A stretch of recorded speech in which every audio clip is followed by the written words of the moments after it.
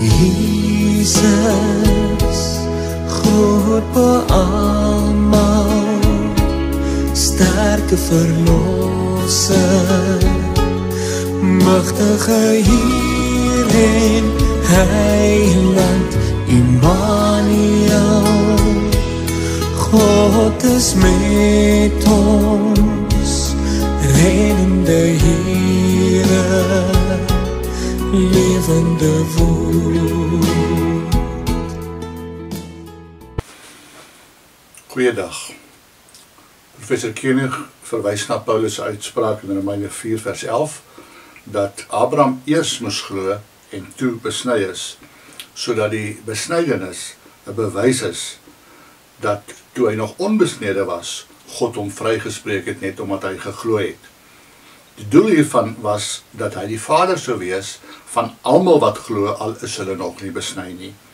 Dis ook van die heidene. Hulle word dus net soos hy deur God vrygespreek omdat hulle glo. Hierdie uitspraak is iets soos 'n aardbewing.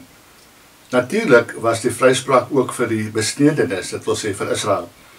Maar net solank hulle nie net besny is nie, maar self ook glo. Abraham is dus ook hulle vader. Ons het hier te doen met 'n sentrale figuur in ons geloof. By hom begin die pad wat God regdeur met mense loop tot in die Nuwe Testament en vandag.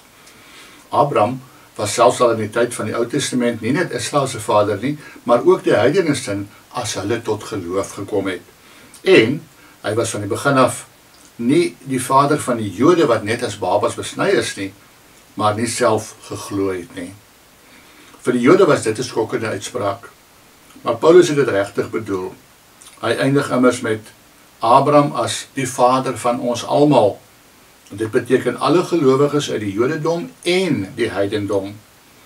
Paulus behandel dus Jode en heidene op dieselfde vlak. Die Jode is besny as babas op 8 dae, en daarna moes hulle tot geloof kom, anders was Abraham nie regtig hulle vader nie.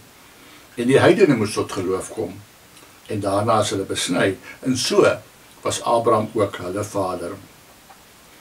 Alles wat nou hier gesê is, beteken ons dat die besnydenis voluit 'n geloofsakrament was.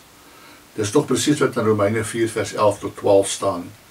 Die besnydenis was die bewys dat God Abraham vrygespreek het, omdat hy geglo het. Op sy beurt beteken dit weer dat as 'n Jood nie regtig glo nie, is Abraham glad nie sy vader nie. Maar dit alles maak van die Abraham verbond 'n voluit geestelike saak. Geloof is bepalend of hy ook my vader is, nie vleeslike verwantskap nie. Maar dan het die Abraham verbond alles te doen met ons verhouding met die Here. Dan is dit van die grootste belang dat ons mooi sal kyk wat die verbond met hom beteken het en nou nog beteken. Dit is verkeerd om aan Abraham te dink as maar net 'n persoon uit die Ou Testament wat eintlik vir ons in die ver verlede lê. Dit is ook verkeerd om aan die besnydenis te dink as maar net 'n teken dat iemand 'n Jood is. Die waarheid is dat ons na Abraham moet kyk as ons wil weet hoe God ons red.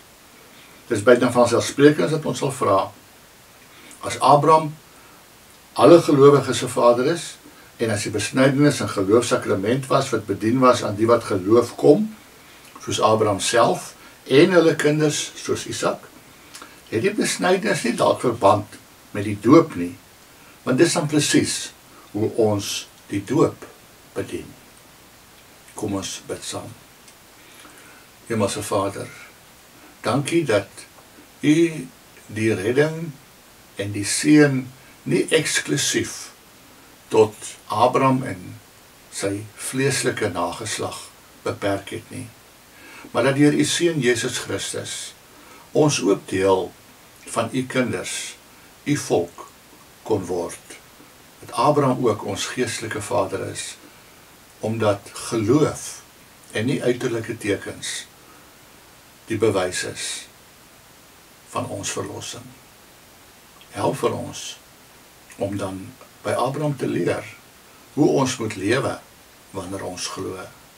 In Jesus se naam. Amen.